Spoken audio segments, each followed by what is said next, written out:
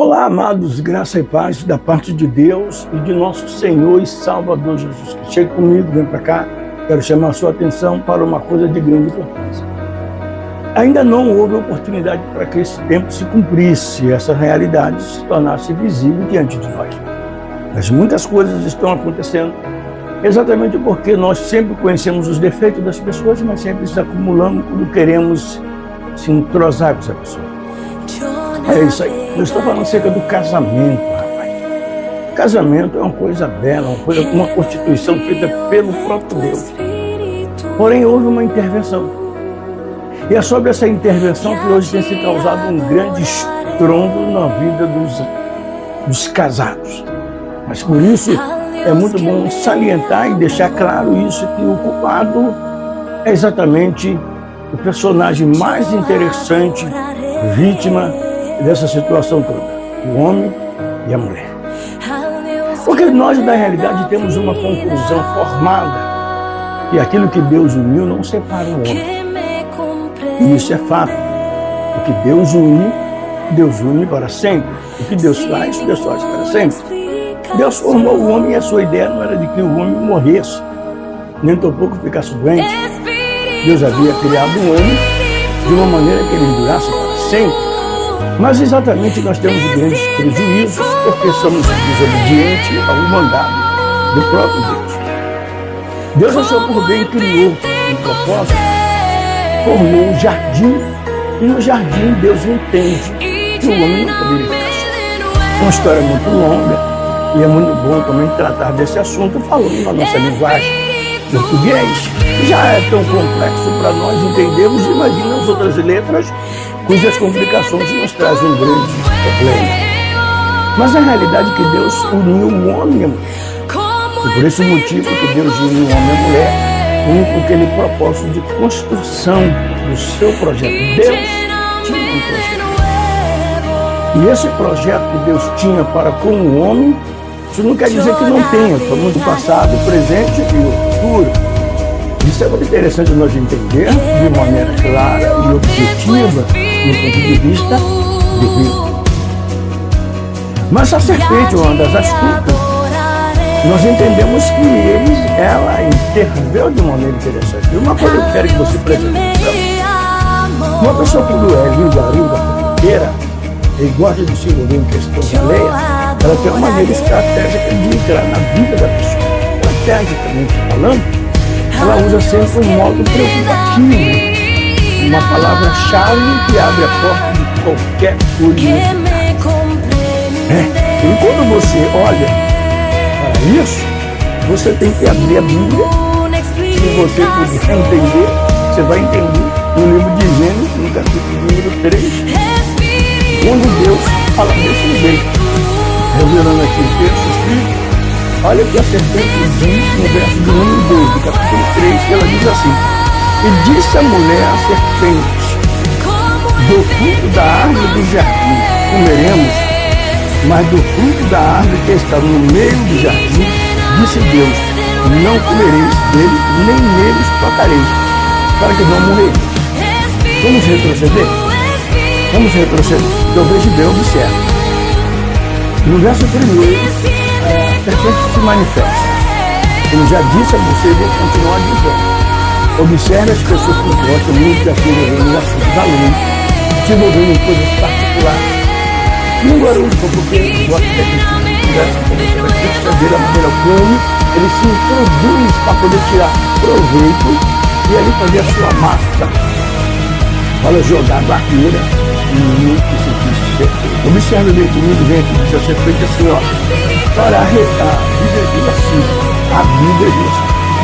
Ora, a serpente era a mais astuta de todas as linárias do campo que os judeus tinham feito. E esta disse a mulher, assim que Deus disse, não comereis de toda a árvore do jardim. Observe que é um prato. Pessoa curiosa, pessoa ambiciosa, pessoa que quer tomar parte da vida alheia, ela tem uma maneira sutil de chegar, jogar. É uma coisa estratégica. Não adianta tentarmos viver diferente, porque isso acontece com todo mundo quando a curiosidade é acerca de algo que você quer saber e você não sabe por completo. Você joga um verde para problemar, joga uma lista para pegar um cascadores de informação. Nesse ponto de vista, você vai chegando dentro daquilo que eu quero mostrar para você, falar para você que muda a sociedade. Presta atenção no estilo de amizade. Presta atenção, presta atenção. O propósito de Deus para o homem era exatamente que o homem tomasse conta de sociedade. Hoje nós olhamos a igreja, igreja, projetos de Deus, e nós entendemos muito bem, mas só que Deus entende, depois que ele traz os animais, Deus entende que não era bom que o homem ficasse. Porque agora todos os animais tinham carne, então o homem não tinha que se encaixar. Presta atenção nisso. Não tinha parceria. E era necessário então que Deus criasse alguma coisa. Não é calma. Não é agir como pensar no nível do entendimento maduro. Então Deus diz, far-lhe uma adjuntora, adjunta, algo nivelado, né? Coisa que Deus, o homem fala e a mulher entende, né? A mulher fala e o homem entende.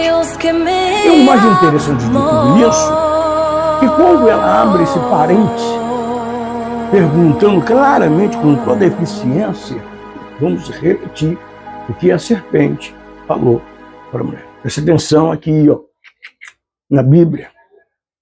Olha o que foi que a serpente jogou como isca. E abriu a curiosidade, porque a curiosidade não estava na Eva. A curiosidade estava na saber qual era a intimidade que a mulher tinha com Deus. Porque Deus tinha hábito de vir falar com Adão. E Adão não tinha costume de se relacionar com mais ninguém, a não ser com Deus. Podemos tirar esse raciocínio à luz da própria palavra. Podemos entender no que estamos lendo numa linguagem clara, específica, sem ter que viajarmos no grego, no aramaico, no hebraico, para criar problema na nossa cabeça. Agora não é preciso isso. Vamos falar de linguagem para você entender o ponto de vista que eu quero chegar. Então veja o que a serpente disse.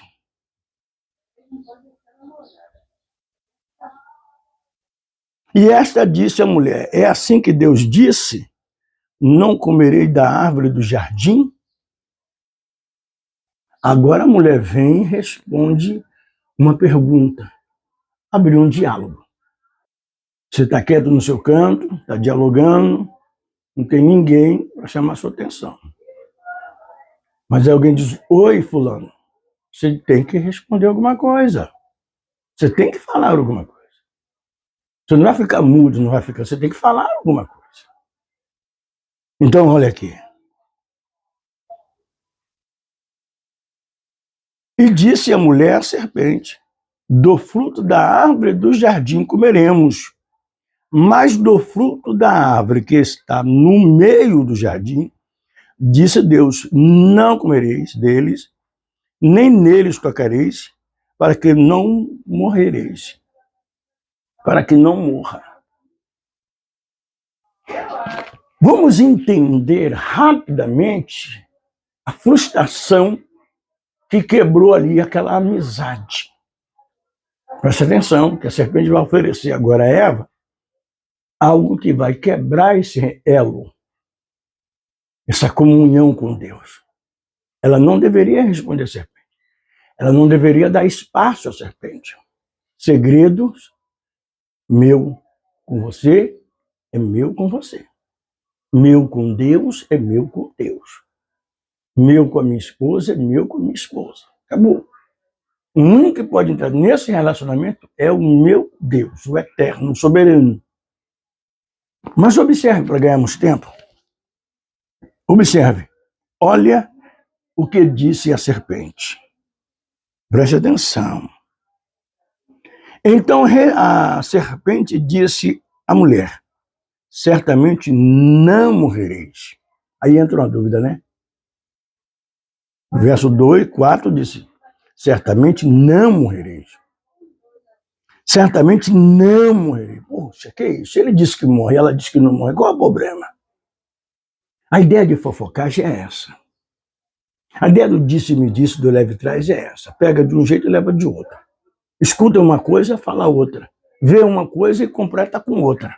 Não quer saber o fato. Entende? Vê você em um lugar e o ambiente é estranho, então já assemelha você com aquele ambiente estranho.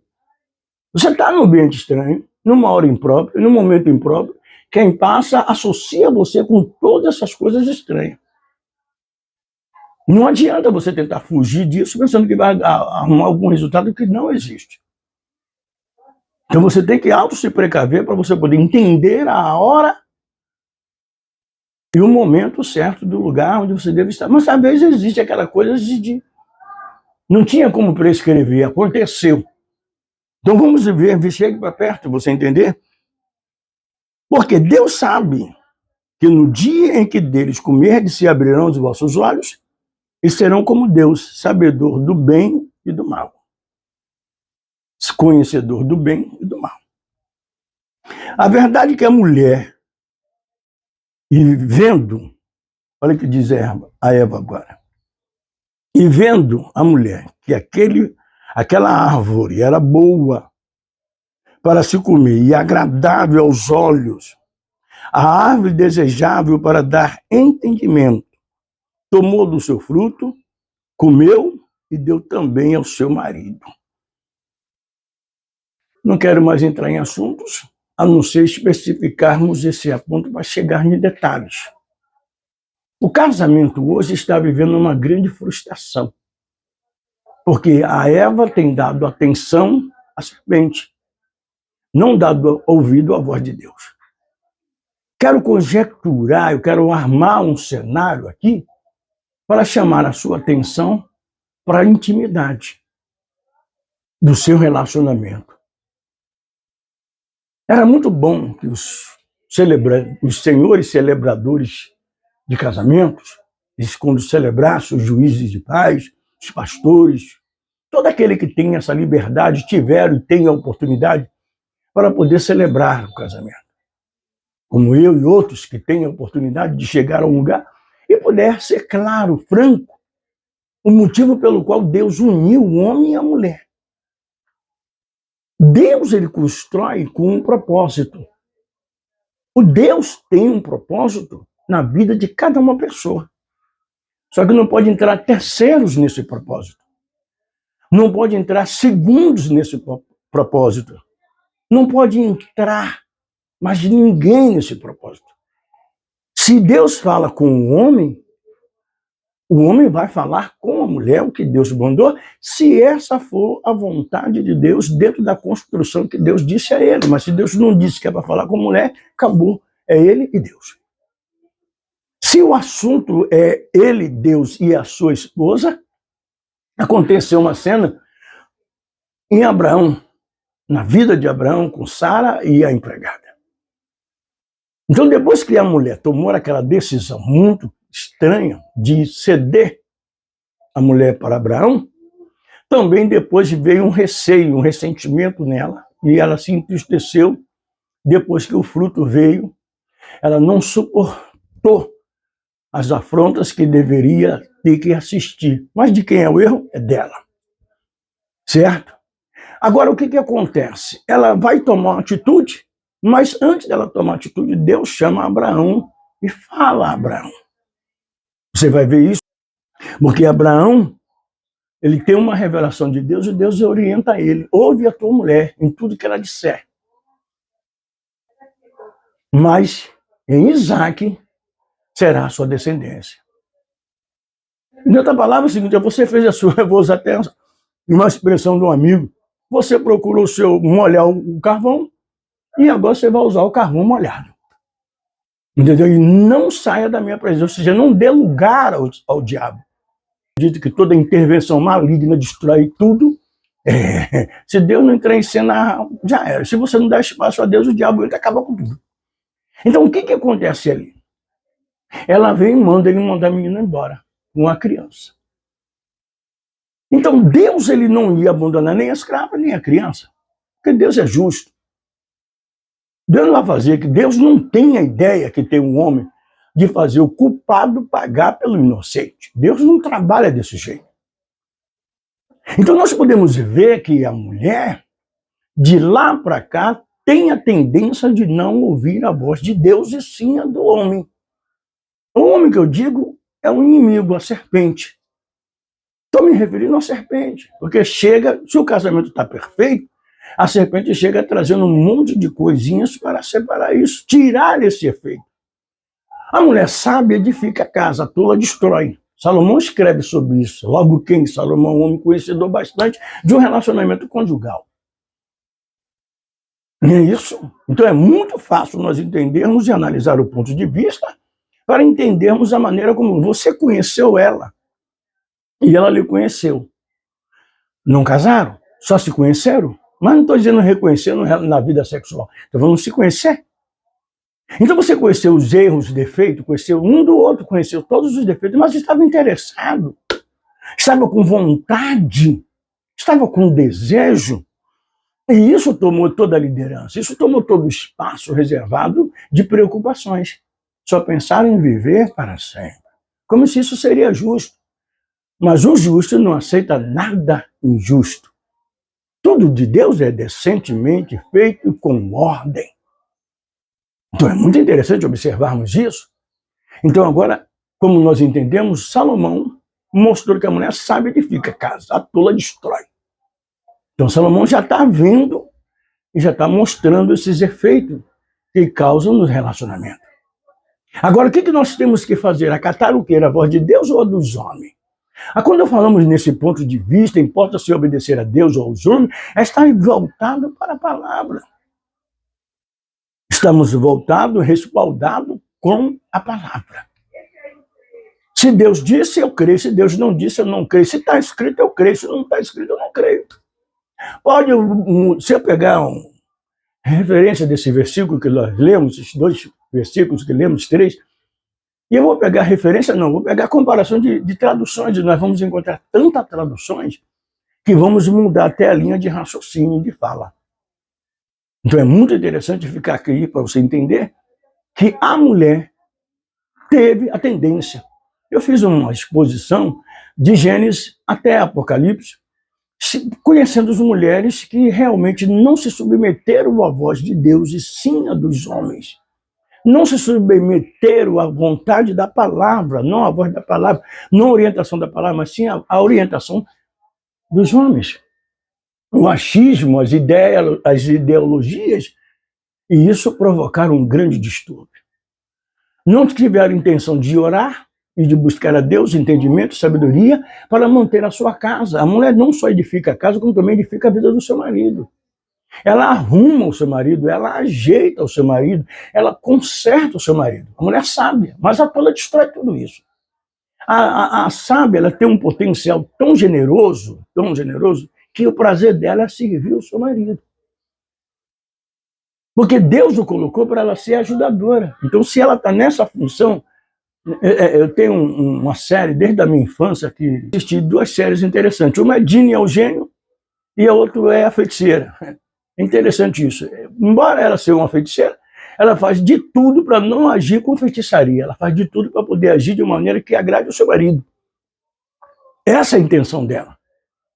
Porém, a sua mãe, que é uma feiticeira, se manifesta de uma maneira muito integrada para poder estar sempre levedando o relacionamento. Mas ela faz mais questão ouvir a voz que vem do seu coração com respeito e consideração ao seu marido do que ouvir a voz de sua mãe, que não tem sentido com a vida que ela escolheu. Porque quando o homem casa, está escrito, deixará o homem seu pai e a sua mãe e iniciará a sua mulher, e serão ambos uma só carne. Então é muito fácil você entender isso quando você quer viver especificamente para aquela pessoa que você ama. Então o filho você vai criar ele de acordo com os estatutos do Senhor, a vontade de Deus, e o seu conceito ético diante de Deus. E vai criar o seu filho, mas o seu filho vai viver a vida dele. Não, você vai viver com o seu marido. Quando você muda a ideia, então Deus sai, você tira Deus, tira a essência da palavra de Deus da sua vida, para você dar vazão ao achismo. Aí eu penso desse jeito, eu quero dessa forma, o que a serpente conseguiu fazer. E hoje nós estamos vendo que aquele que disse que o homem mais sábio, o homem que teve 1000 mulheres. Vamos dizer assim, 300 mulheres e 700 concubinas, concubinas. Imagine. Não vamos dizer que isso teve um relacionamento, mas também foram relacionamentos prolongados, não foram coisas tão rápidas como se parece. Vamos andar ligeiro. Então, eu tinha que gravar isso. Hoje, dia 2 do 11 de 2024. Hoje eu estou completando 59 anos. Até disseram que eu não chegaria. Mas graças a Deus aqui cheguei. Estou aqui. E de acordo à vontade do divino, estarei na mansão celestial, porque esse é o meu desejo, perseverando em oração.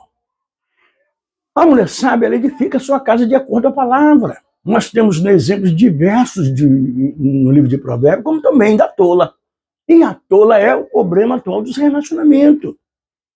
O casamento precipitado, o desejo ambicioso, as vontades acumuladas sobre a sua cabeça, não consegue arrumar o seu crânio. Não consegue arrumar a sua casa. Porque nós podemos chamar casa isso, onde eu estou, e podemos chamar casa morada de Deus e Espírito. Arrumar as suas ideias. Completar o seu entendimento, amadurecer o que você tem em mente. Para que você possa, de qualquer maneira, ou ultrapassando as coisas que tentam impedir, lembrando, muito bom lembrando, o que você escolhe. Porque você não quis olhar o erro. Quando falamos lá na frente acerca do erro e acerto, relacionamentos, que se tornou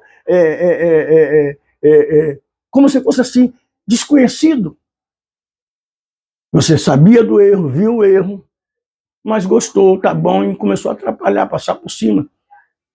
Depois que você chega dentro do casamento, sólido, registrado, aí você vai ter que dizer como Salomão diz. Salomão, ele bota a mão na cabeça e diz: eis que achei uma coisa mais amarga do que a morte. Gente, o que é que seria para um rei, um sábio, naquela época, naquela geração, dizer que achou uma coisa mais amarga do que a morte? O que seria? O que é que poderia ser mais amargo do que a morte? São coisas que nós ficamos querendo saber.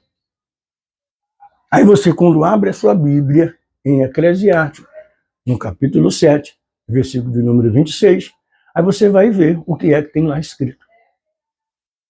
Eis que achei uma coisa mais amarga do que a morte. Aí ele aponta com a flecha diretamente objetiva na mulher. Poxa, olha quem está falando. O cara teve 1000 mulheres. Não, 1000 mulheres não, ele teve 300 mulheres. Tem que deixar isso claro. 300 mulheres. O que nós chamamos de namorisco, de saidinha, entendeu? Chama-se de concubinas, que naquela época também tinham um grande efeito como mulheres. E Salomão agora chega a dizer que uma era mais amarga, porque ele diz cujo. O texto é claro, quando ele separa a mulher da concubina. Isso é fácil entender quando Salomão também, dizendo isso, esqueceu a coisa mais amarga do que a morte, a mulher, cujo coração são redes e laço, e cujas mãos são grisalhas e atadura. Quem for bom diante de Deus escapa dela, mas o pecador será preso por ela. Então, onde está a mágica? Onde está a realidade do efeito, onde sombria? É você perceber a mulher cujo coração são redes e laços. Aí nós vamos sair daqui estendendo muitas expressões de mulheres, como Jezabel, como outras rainhas que se arrumaram, se autodeleitaram-se nas suas luxúrias, para chamar a atenção de homens ao seu prazer. Entende? Essas mulheres têm uma estratégia que nós chamamos malignamente falando. Isso não quer dizer que a mulher não deva se cuidar, não deva se arrumar. Mas que ela que se arrume será para o seu esposo? Será que ela mesmo se aperfeiçoa a sua beleza, para o homem que ela tem em casa, ou simplesmente para servir de monstruário nas ruas? É isso que é muito mais interessante. Você tem que gravar isso.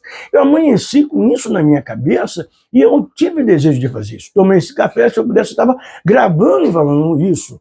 Porque ela é interessante. Ela não se comporta de uma maneira adequada.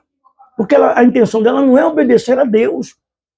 A mulher não tem, essa mulher cuja qual estou falando, que deu ouvido à serpente, ela não tem intenção nenhuma de agradar a Deus. Se Paulo separa a mulher como igreja, então vamos separar, tem igrejas também que não quer de maneira nenhuma se submeter à voz do Espírito. Então nós precisamos ter entendimento amadurecido para podermos não tropeçar nesse meado de passos.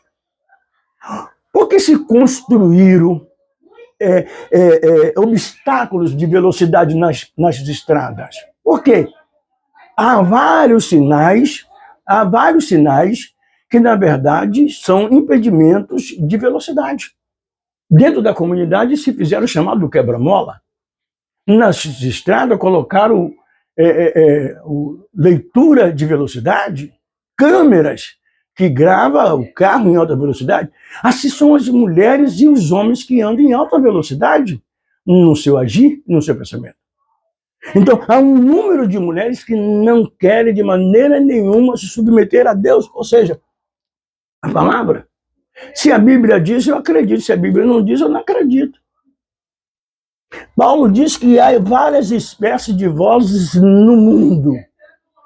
E nenhuma delas é sem significação. Então, há muitas vozes. Então, por exemplo, eu grito daqui. A minha esposa grita de lá. Eu estou aqui falando, a minha esposa está de lá falando. Então, quer dizer, dentro do território, cria-se o quê? Aí o carro passa lá na rua, mas ele passa aqui beira na rua. Então, cria um território. Então, há uma intervenção.